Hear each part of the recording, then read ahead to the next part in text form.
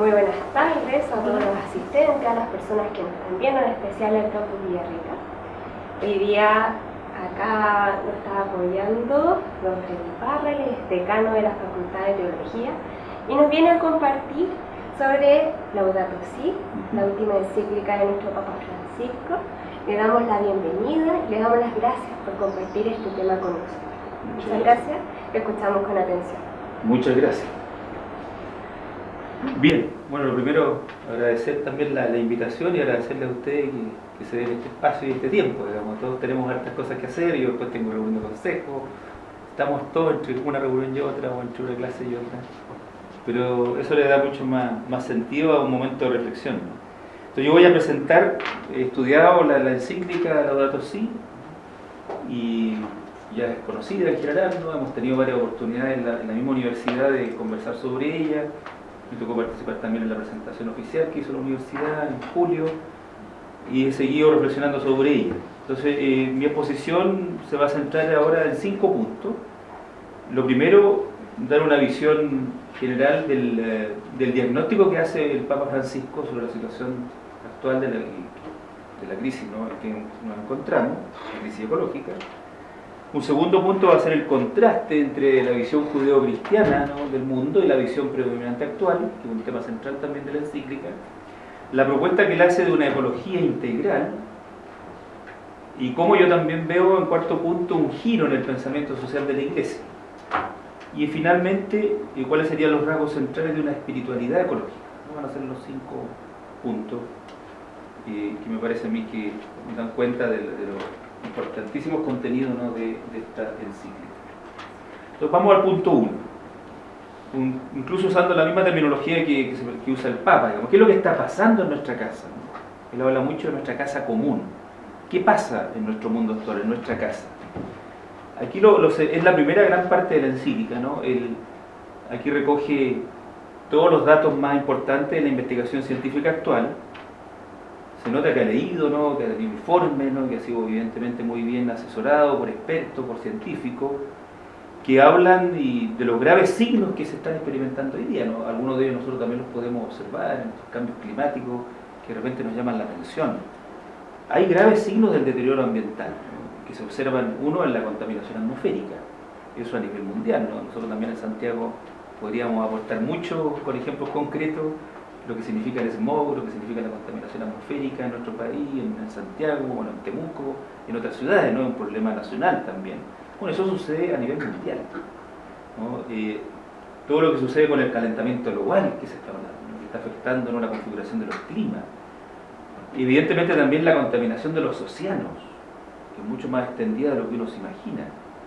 La destrucción de los ecosistemas, todos los atentados que hay a la biodiversidad, ¿no?, la muerte de tantas especies, ¿no?, y la extinción de especies, ¿no? No solamente me refiero, y el Papa no solo se refiere a la muerte puntual de algunos animales, ¿cierto?, que son diarias, sino que a la extinción también de especies, ¿no?, y como un grave atentado a la existencia de la biodiversidad. Otra cosa que él aborda en esta primera parte son las graves inequidades que hay en la distribución del agua potable. También es un problema mundial. Nosotros algo nos ha tocado en nuestro país, ¿no?, pero algo se ha experimentado en el norte, sobre todo con la sequía de los últimos años, ¿no?, que parece que este año se logró equilibrar por las aguas que hemos recibido. Pero bueno, que también es un problema no solo nacional, sino que latinoamericano, en Brasil, Argentina, en el mundo entero, ¿no? Hay escasez de agua, ¿no? Algo que a lo mejor nosotros que estamos aquí en Santiago, que estamos en situaciones confortables, con buenas viviendas, buenos edificios, no logramos ponderar, digamos, la gravedad de esto. Pero hay gente que no tiene acceso al agua potable. Es un problema mundial. También el Papa se hace cargo de ese problema, que tiene que ver evidentemente también con la crisis ecológica. Y después de enumerar, ¿no?, y de tratar con mucha profundidad todos estos temas que yo le acabo de decir, estos signos, ¿no?, de la crisis, él explica que la degradación ambiental afecta directamente la calidad de vida humana, obviamente, y degrada igualmente la vida social, degrada también la integración y la comunión de las personas. Y él denuncia entonces una extendida inequidad planetaria en todas las dimensiones de la convivencia social. Y por ejemplo, él dice en una parte, no comillas, hoy no podemos dejar de reconocer que un verdadero planteo ecológico se convierte siempre en un planteo social, que debe integrar tanto la justicia, digo, en las discusiones sobre el ambiente, pero también escuchar el clamor de la tierra y el clamor de los pobres. Esa es una línea transversal que atraviesa también la encíclica, es decir, él dice que la crisis ecológica es también una crisis social, económica y política, y que también afecta evidentemente a los más pobres, a los más marginados de la sociedad. Y después añade, porque en estos graves maltratos, dice él, el gemido, ¿no? Lo dice también muy hermosamente, ¿no? El gemido de la hermana tierra se une al gemido de los abandonados del mundo. Reconoce, por otra parte, ¿no? Ya al ir culminando su análisis sobre la situación, que sobre la crisis ecológica hay diversidad de opiniones, y que ciertamente no hay una única vía de solución, ¿no? Por eso también está en discusión en el mundo, en los foros de las Naciones Unidas. Luego viene la conferencia en París, ¿no? Donde se va a volver a discutir esto, y va a ser muy importante, y por eso que también se explica la publicación de esta encíclica en julio, ¿no? Y la Iglesia, dice, en medio de toda esta diversidad de opiniones y de análisis, no pretende dar una palabra definitiva, también está abierta, ¿no? a seguir investigando sobre estos graves problemas. Pero añade lo siguiente, comillas, basta mirar la realidad con sinceridad, dice el Papa Francisco, para ver que hay un gran deterioro de nuestra casa común, como he dicho antes, ¿no? De la hermana tierra. Parecen advertirse síntomas de un punto de quiebre a causa de la gran velocidad de los cambios y de la degradación que se advierte a nivel natural, social, financiero incluso, y que evidencian que el sistema global ha llegado a ser insostenible. O sea, a pesar de que hay diversidad de opiniones y que seguimos abiertos, digamos, a la discusión, y hay que ver qué dicen los foros mundiales y todas las comunidades científicas, igualmente nadie puede desconocer de que estamos en un problema grave, digamos. Y eso es lo importante, quiere poner el énfasis ahí. O sea, ya hay signos de contaminación evidentes en todo el mundo, hay signos del calentamiento global y lo que eso está afectando, incluso yo creo que en nuestro país, ¿no? El desarrollo normal de los climas, lo estamos viviendo, ¿no? Incluso en este octubre, ¿no? Los problemas de la pobreza unidos a la falta de agua potable, a la falta de alimentos también que se dan en extendidas zonas del planeta, etcétera, etcétera. O sea, nadie puede negar de que estamos viviendo una situación grave, por eso que él habla de un punto de quiebre. Y que esto sigue y sigue, porque todavía no se toman las medidas necesarias para detener un poco, digamos, este deterioro. Bueno, eso sería como la primera parte, ¿no? Que yo quería destacar brevemente, el diagnóstico que se hace. Después él entra ya en un análisis, ¿no? Una especie de discernimiento, podríamos decir, y en donde hace una serie de juicios sobre y comparaciones, digamos, críticas entre la visión que surge de la Biblia, que surge de la revelación, la visión del mundo, ¿no? De la tierra, que surge de la experiencia judeo-cristiana, y la visión tecnocrática que predomina en los modelos de desarrollo actualmente en curso. Ese es como un segundo punto que yo quisiera subrayar. Dice él, ¿no? Que hemos olvidado que nosotros mismos somos tierra.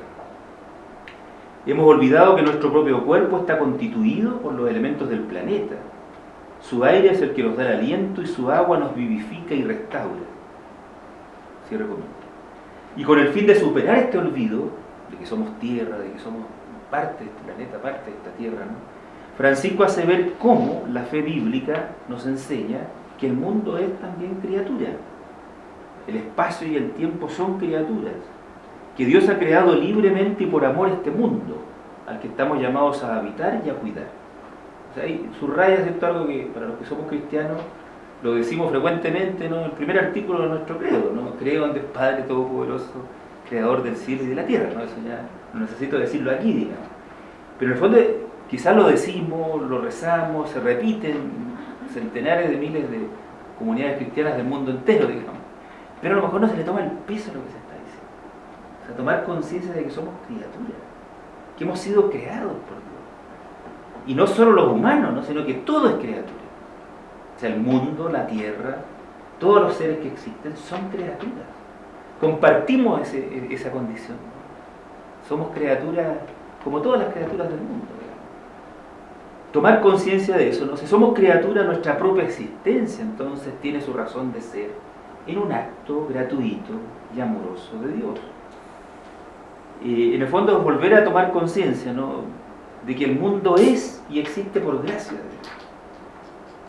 El mundo, ¿no?, cosmos, la Tierra, las estrellas, los planetas, este en el que nosotros habitamos, nosotros mismos, existimos por don, existimos por gracia de Dios. La totalidad es un don divino y solo cabe entonces el asombro y el agradecimiento por esta vida que se nos ha regalado. Ahora, si tomamos conciencia de que somos creados, también tenemos que tomar conciencia de que no somos Dios, somos criaturas. Y si no somos Dios, somos finitos, somos seres que tenemos un tiempo limitado en nuestra existencia, ¿no? Vamos a experimentar la muerte, ¿no? Somos seres frágiles. En el fondo, reiterar eso, ¿no? Que la tierra nos precede y nos ha sido dada. Nosotros no somos los creadores. A lo más podremos ser, bueno, de acuerdo al mismo pensamiento de la Iglesia, co-creadores, ¿no? Podemos participar, ¿no? En la medida que Dios también nos ha dado creatividad, inteligencia, etc. Pero el Papa, que a partir de esta constatación quiere sacar otra consecuencia que yo quiero subrayar, ¿no? Que si no somos creados, si somos criaturas, digo, y no nosotros dioses creadores, no somos los dueños de la tierra. Estamos llamados a administrar un regalo que hemos recibido, que nos ha sido dado para habitarlo, para cuidarlo y para compartirlo. Y en medio de estas convicciones, ¿no? El mismo Papa se hace cargo de una acusación que ha recibido el cristianismo como responsable cultural del grave deterioro padecido por la naturaleza, ¿no? Durante un largo tiempo, ¿no? Y en pleno siglo XX, incluso, ¿no? A medida que se fue tomando conciencia de esta crisis ecológica, algunos analistas, historiadores, filósofos, ¿no? Responsabilizaron al mismo cristianismo, ¿no? Ustedes que nos han enseñado de que hay que llenar la tierra, que hay que someterla, esos son textos del Génesis. Bueno, entonces, al parecer el cristianismo es responsable de la crisis. Es una pregunta que hay que hacérsela también, porque nosotros hemos sido uno de los que, la civilización occidental, ¿no? Como ustedes deben saber, ¿no? De origen judeo-cristiano, evidentemente se nos llamó también, ¿no? A tener una distancia, ¿no? Una libertad frente a la naturaleza, y eso llevó a todo lo que se llamó después una revolución cultural y finalmente una revolución industrial, ¿no? que surgió en Occidente. Entonces hay motivos también para esa crítica, ¿no? Entonces el Papa, o sea, está consciente de eso, ¿no? Y dice que en realidad la verdad, que en verdad, ¿no? La tradición bíblica nunca nos ha invitado a dominar la tierra, nunca nos ha invitado a explotar la tierra irresponsablemente. Siempre nos ha invitado y nos ha llamado a labrar y a cuidar la tierra. Y ahí recuerda ese pasaje, ¿no? De Génesis 2:15, que estamos llamados a cuidar y a labrar el jardín. Y eso es palabra de Dios. O sea, ya desde el inicio, ¿no? En el primer relato, ¿no? De creación que elabora, ¿no? el pueblo de Israel, está dicho cuál es la real vocación del ser humano en la tierra: labrar y cuidar la tierra. Lo que implica entonces una relación de cuidado, de preservación y de protección de la naturaleza creada. Analiza luego, ¿no? Y largamente diversos pasajes bíblicos, habla mucho del sábado, toda la tradición sabática, ¿no? Que hay en el Antiguo Testamento, que propone incluso, ¿no? Como ustedes recordarán en el Éxodo, ¿no? Que tanto los animales, incluso la tierra, dirán en otro libro, ¿no? Que es el Levítico, tienen derecho al descanso, por la misma tradición del sábado, ¿no? El ser humano está llamado a descansar, los animales también están llamados a descansar, y luego en el Levítico la tierra también está llamada a descansar. Son textos del Antiguo Testamento, están ahí en toda la tradición, en la revelación, ¿no? Así que son como una consecuencia de ese día, ¿no? En que Dios descansó, tomó respiro, dice la Escritura, ¿no? Contempló la obra que había hecho, y que celebra la tradición judía todos los sábados hasta el día de hoy, digamos, ¿no? Hasta el tiempo moderno es el día del descanso, ¿no? De la bendición, de la consagración de la naturaleza y de la humanidad a Dios mismo. Bueno, eso sigue siendo válido también para nosotros, ¿no? Sigue siendo válido para nuestra cultura, digamos. En la Escritura hay entonces una referencia muy clara a respetar los tiempos, a respetar los tiempos de la tierra, los tiempos de la naturaleza. Hay como un cuidado también incluso en esos detalles, ¿no? Es decir, en suma, la Biblia no da lugar a un antropocentrismo despótico, dice Francisco, que se desentienda de las demás criaturas. Luego recorre el Nuevo Testamento, ¿no? Y cita una serie de pasajes donde Jesús mismo ahora, ¿no? El Hijo de Dios, llama a reconocernos la presencia de Dios en la naturaleza, y llama a respetar a todos los seres, ¿no? Donde por ejemplo, todo ese pasaje, ¿no? de San Mateo, ¿no? El capítulo 6, ¿no? Que habla sobre la providencia de Dios, cómo los lirios del campo, las aves del cielo, ¿no? Son cuidadas por la solicitud paternal de Dios creador y providente, etc. O sea, hay una serie de pasajes en el Nuevo Testamento que hablan también de este Dios creador que cuida a todas las criaturas y que por lo tanto todas son importantes a sus ojos, ¿no? Todas, recuerda Francisco. En definitiva, ¿no? En resumen, ¿no? Para la tradición judío y también cristiana, decir creación es más que decir naturaleza, porque la creación tiene que ver con un proyecto del amor de Dios, donde cada criatura tiene un valor y un significado. La naturaleza suele entenderse en la cultura actual, ¿no? Y para la ciencia, para los modelos de producción, como un sistema, ¿no? Que se analiza, que se comprende y se gestiona. Pero la creación, la naturaleza como creación, solo puede ser entendida como un don que surge de la mano abierta del Padre de todos y que nos convoca también a una comunión universal. Cita incluso a Dante Alighieri, ¿no? La Divina Comedia, ¿no? En el pasaje final de ese bello libro, ¿no? Donde se habla de que el amor es el que mueve el sol y las estrellas. Bueno, la visión entonces que surge de la teología cristiana, de la revelación judía y también cristiana, ¿no? Del Nuevo Testamento, se diferencia amplia y claramente de la mirada reductiva propia de la visión tecnocrática que está vigente en nuestra cultura.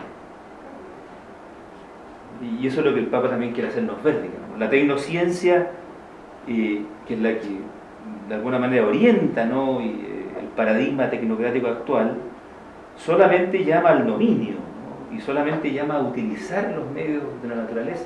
Y además se cree que estos medios, estos recursos son ilimitados, que son infinitos, cosa que tampoco es así, ¿no? La naturaleza ya hace tiempo está mostrando sus límites, digamos. Todos los recursos que nosotros vemos y disponemos de ellos no son infinitos, no son ilimitados, y sin embargo se sigue explotando y se sigue desarrollando y se siguen implementando modelos de desarrollo que creen ilusoriamente de que las cosas siempre van a estar ahí, o de que la energía siempre va a estar ahí, y no es así, no es así. Esto trae una serie de desequilibrios ecológicos, evidentemente, políticos y también económicos. Un tercer punto, bueno, en medio de la crisis constatada, ¿no? y del contraste, ¿no? Que él denuncia, ¿no? Entre la visión que surge de la Escritura y la visión cristiana, él propone una ecología integral. Incluso hay un discurso que es posterior a Laudato Si, un discurso cuando vino a Bolivia, ¿no? En Santa Cruz. Él se reunió con una serie de movimientos sociales y él dijo que había 3 grandes tareas, ¿no? Eso se los recuerdo también ahora. Él habló de 3 tareas particularmente importantes en el momento histórico que se vive. 1, poner la economía al servicio de los pueblos. 2, unir nuestros pueblos, dice, en el camino de la paz y la justicia. Y la tercera tarea, dice, comillas, tal vez la más importante que debemos asumir hoy, es defender la madre tierra. O sea, reitera, eso fue ahora, ¿no? El 9 de julio, ¿no? Reitera lo que ya había dicho en Laudato Si. Y para que esta defensa sea efectiva y plausible, y dado de que todos estos problemas están conectados, no están interrelacionados, él propone este concepto de una ecología integral. Hizo una propuesta esencial también de esta encíclica, ¿no? Una ecología integral que abarque todos los aspectos involucrados en la crisis que se debate: el ambiental, el económico, el social, el cultural y también todo lo que tiene que ver con la vida cotidiana. Subyace en esta mirada del Papa Francisco una manera de conocer, una epistemología, dirían los expertos, ¿no? Que motiva un conocer más participativo, un conocer la naturaleza y el mundo en que vivimos más integrador, no solo dominador, ¿me entiendes? O sea, no solo manipulador, no solo transformador de la naturaleza, sino que otra mirada. No se niega que hay que seguir desarrollándose, que hay que seguir, por lo tanto, transformando la naturaleza a través de los diversos trabajos humanos. No se niega eso. ¿no? Pero sí se dice que eso no es suficiente, ¿no? Hay que tener otra mirada, hay que mirar la realidad, la naturaleza en particular, con otros ojos, con unos ojos más participativos. En el fondo llama a contemplar de nuevo la naturaleza, a tener una mirada más contemplativa. Y vuelve a decir, no hay dos crisis separadas, una ambiental y otra social, sino una sola crisis socioambiental. Y en medio entonces está, junto con proponer este concepto, ¿no?, de una ecología integral, él dice que no solo es preciso corregir, o mejor, cambiar el modelo de desarrollo global, sino que incluso de redefinir nuestro concepto de progreso. ¿Qué entendemos por progreso hoy día en el mundo, digamos, en cada país? ¿Qué significa progresar? Ciertamente no es lo que está ocurriendo hoy día, ¿no? Dice que también, de repente hay como frases muy dramáticas, ¿no? Dice, hay que salir, comillas, ¿no? Esta es una expresión del Papa, salir de la espiral de autodestrucción en la que nos estamos sumergiendo. Cierre comillas. No se trata solo entonces de reformas, o de paliativos por aquí y por allá, incorporar nuevas tecnologías por un lado, como se pusieron de moda hace un tiempo las tecnologías verdes, ¿no? Comprar refrigeradores y ya lo estamos comprando, que no contaminen. Claro, son soluciones. O que las chimeneas de las grandes industrias contaminen menos. Eso ya se ha hecho y se está haciendo hace tiempo, digamos. No hace tanto, digamos, 20, 30 años. ¿No? Estaría a pensar de que en los años 90 comenzó en todos los países, particularmente en América Latina, incluso en el nuestro, una puesta al día, ¿no?, con las exigencias industriales y de las nuevas tecnologías, menos contaminantes, digamos. Pero todo eso todavía son paliativos, son reformas. El Papa aquí está llamando a algo mucho más profundo. Hay que cuestionar el modelo de desarrollo, hay que cuestionar la forma en que estamos explotando y transformando, no siempre para el bien, a la naturaleza. Y eso a nivel nacional y también internacional. Por eso digo yo en un cuarto punto, que Laudato Si, ¿no? Laudato Si a todo esto, ¿no? Alabado sea, ¿no? Es el inicio, ¿no?, del cántico a las criaturas de San Francisco de Asís, ¿no? Ustedes lo recuerdan, ¿no? Él lo explica también en la encíclica, ¿no? Alabado seas mi Señor, ¿no? Él se inspira mucho en San Francisco, ¿no? Desde el inicio y después en varios pasajes, ¿no? También voy a referir a él cuando hable de la espiritualidad. Bueno, en Laudato Si, ¿no?, en esta carta sobre la casa común, yo creo que estamos frente a un giro en el pensamiento social de la Iglesia. ¿En qué sentido? Que hasta ahora, ¿no?, si ustedes conocen, ¿no?, seguramente en estos mismos cursos de académicos han tenido la oportunidad de hacer un estudio de la doctrina social de la Iglesia. Si lo han hecho, han estudiado Rerum Novarum, ¿no?, de 1891, ¿no?, de León XIII, la 40º Ano, después las grandes encíclicas sociales de Juan XXIII, la Madre Magistra, Pace Terri, ¿no?, después sí, no son tantas, ¿no?, como digo, 11, ¿no?, después las de Paulo VI, la Popular Progressio, ¿no?, la Octogésima Adveniam, después las 3 de Juan Pablo II, la Ora in Exercens, Solicitud Rei Sociali, Centésimo Annum, ¿no? Esas son todas las encíclicas, ¿no? Ya les di la tarea, digamos, ¿no? Cuando las lean, pero eso es conocidísimo, ¿no? Esa es la doctrina social de la Iglesia, o sea, son las encíclicas sociales que se empezaron a publicar desde León XIII, ¿no?, hasta Benedicto XVI, las últimas Caritas in Veritate. No son más, no son tantas. Y a eso también se agrega en la Constitución Pastoral Gaudium et Spes del Concilio Vaticano II. Ese es el corpus, como se dice, ¿no?, de la doctrina social de la Iglesia. Bueno, en todos esos documentos, evidentemente, ustedes se darán cuenta que de crisis ecológica, problemas ambientales, casi no se hablaba al comienzo porque no existía. Estamos a finales del siglo XIX, en el caso de la Rerum Novarum, ¿no? También reflexiona el Papa sobre las cosas nuevas, eso significa Rerum Novarum, ¿no?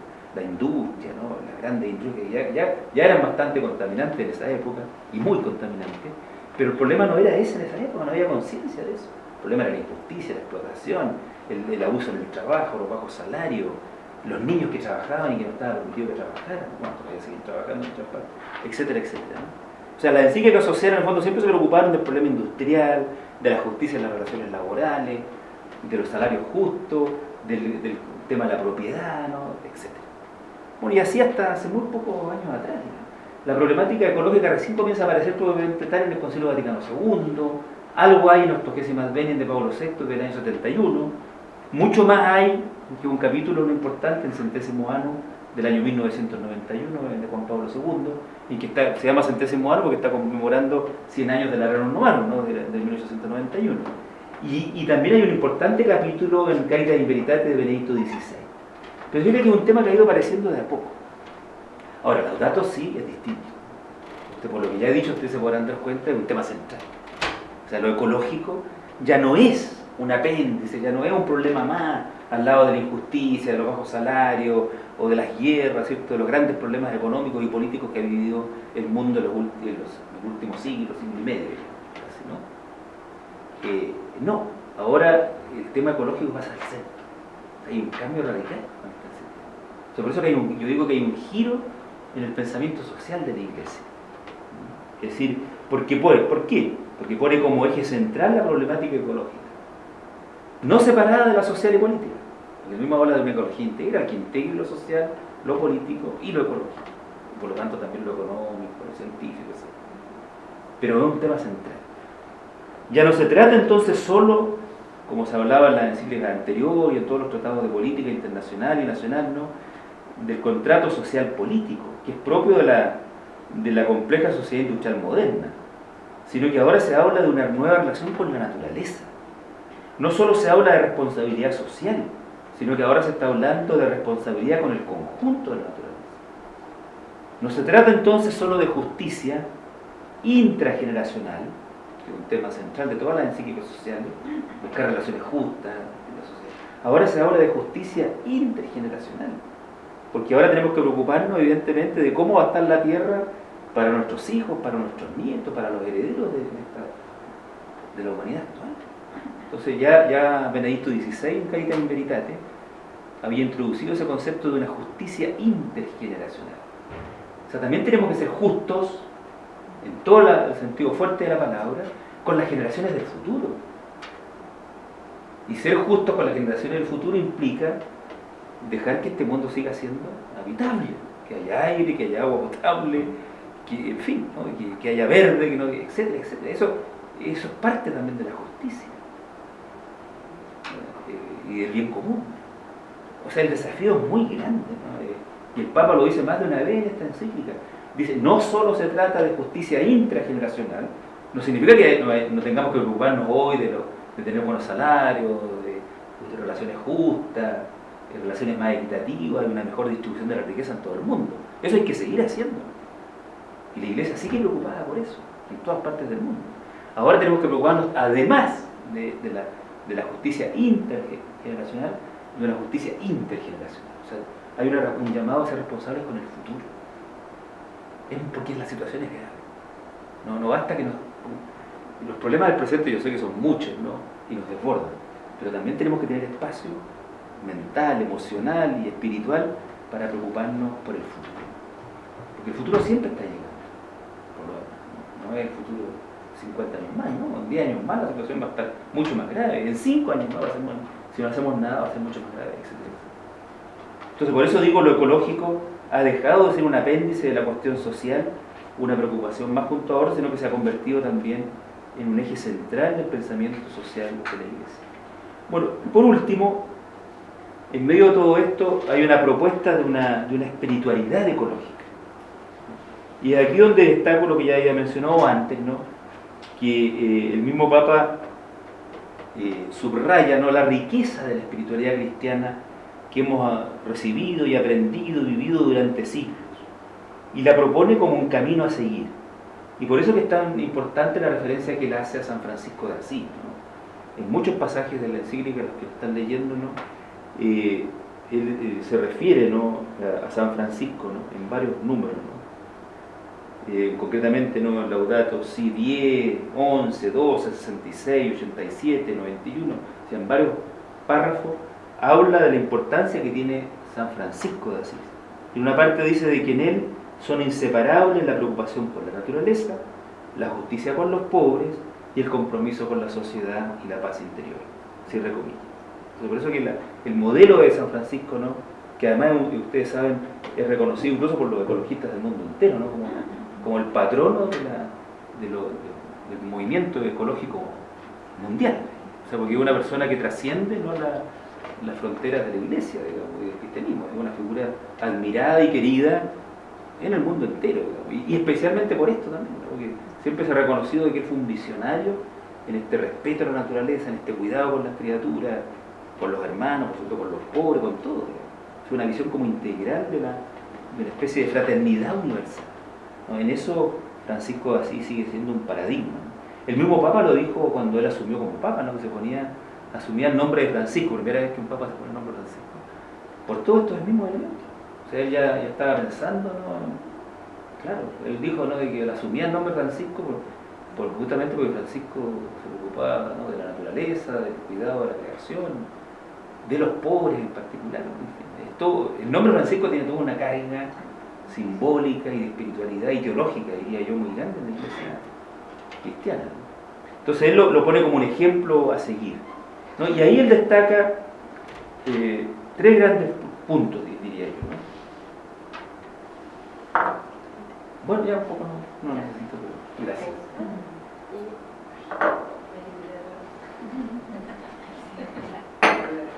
Uno, yo diría, el valor intrínseco de cada criatura, de cada ser y del conjunto de los seres. Ese es un tema que el Papa subraya bastante, ¿no?, en diversos pasajes de su gran encíclica. O sea, a lo largo del texto, ¿no?, en diversos párrafos destaca el valor de cada criatura, de cada ser. Es decir, las criaturas valen por sí mismas, tienen un valor en sí mismos, porque son criaturas. Son criaturas de Dios, como ya dijimos, ¿no?, al comienzo. Incluso a propósito de la extinción de múltiples especies como consecuencia, ¿no?, de la degradación ambiental, en algún momento él dice lo siguiente, así con un tono bastante dramático también, ¿no? Abre comillas, dice: por nuestra causa, miles de especies ya no darán gloria a Dios con su existencia, ni podrán comunicarnos su propio mensaje. No tenemos derecho, dice.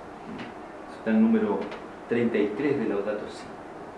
Retoma de esta manera el Papa un rasgo central de la fe cristiana y judeo-cristiana, diría yo, porque tenemos toda la tradición del Antiguo Testamento en esta misma línea, ¿no?, de la creación, la visión judeo-cristiana de la creación. Para la tradición teológica que conocemos en la Biblia, los seres comparten una cierta capacidad de responder a Dios. Un Dios que ama a todos los seres y no aborrece nada de lo que ha hecho. Hay planteamientos, bueno, así como San Francisco, ¿no?, en la actualidad, ¿no?, también hay planteamientos teológicos que destacan que todas las criaturas, sin excepción, disfrutan de una cierta capacidad de responder al amor de Dios. Nosotros pensamos que solamente los humanos, ¿no?, que tenemos, bueno, evidentemente, con mayor razón, obviamente, ¿no?, pero hemos sido creados de imagen y semejanza, ¿no?, tenemos capacidades dadas por Dios: libertad, racionalidad, sociabilidad, capacidad de amor, de orar, de contemplar, de cantar, de celebrar. Bueno, evidentemente el ser humano tiene muchas posibilidades y capacidades para responder a Dios. Nadie está dudando de eso. Pero eso no significa que nadie más lo pueda hacer. ¿Me explico? O sea, las criaturas también, en lo que son, a su modo, en su grado de ser, también tienen capacidad de responder a Dios. También dan gloria a Dios. Y eso en visiones antropológicas demasiado centradas en nosotros mismos, ¿no?, como ha sido un poco la cultura moderna. Nos hemos creído que somos los únicos, digamos, que podemos responder a Dios. Y no es así. La tradición judía, ustedes leen en los salmos, ¿no?, bastaría leer el Salmo 118, 148, ¿no?, todas las criaturas alaban a Dios, bendicen a Dios. Eso es parte de la tradición bíblica, retomada de una manera magistral y brillante por San Francisco, ¿no? Y que hay que recuperar. Todas las criaturas, a su modo, en su grado, en su sencillez, ¿no?, en su diversidad también, por supuesto, todas pueden responder a Dios, porque todas son criaturas. Yo creo que eso no es algo que tenemos que seguir trabajando y profundizando, ¿no? Porque en efecto todas las criaturas adeudan su existencia desde el principio hasta el final a la palabra creadora y llena del amor de Dios. Las criaturas, los seres humanos, los animales, los astros, todos los seres alaban a Dios. Están llamadas también a alabar a Dios. Y la alabanza es la alegría de existir, que se vuelve a Dios. Y esta alegría de existir caracteriza a la creación como un todo. No solo a los seres humanos, toda la creación. Todos están llamados a la alabanza. Por eso ahí les invito a que en su casa puedan leer después el Salmo 148, Y varios otros salmos, ¿no? Ustedes conocen, ¿no?, la tradición de los salmos, ¿no? Hay muchos salmos en que la naturaleza alaba, ¿no?, las criaturas alaban, que todos los pueblos alaben, en fin. El Papa Francisco entonces subraya que el fin último de las demás, esto es muy importante, ¿no?, comillas, el fin último de las demás criaturas no somos nosotros, como se ha creído y muchos seres humanos y muchas culturas humanas han creído. No somos nosotros. Pero todas, dice, avanzan junto con nosotros y a través de nosotros hacia el término común que es Dios. Eso es distinto. No somos nosotros. O sea, las cosas no han sido hechas solo para nosotros. Y si usted sale a decir esto en los diarios, en algún debate, probablemente va a tener mucha contestación y mucha discusión, digamos.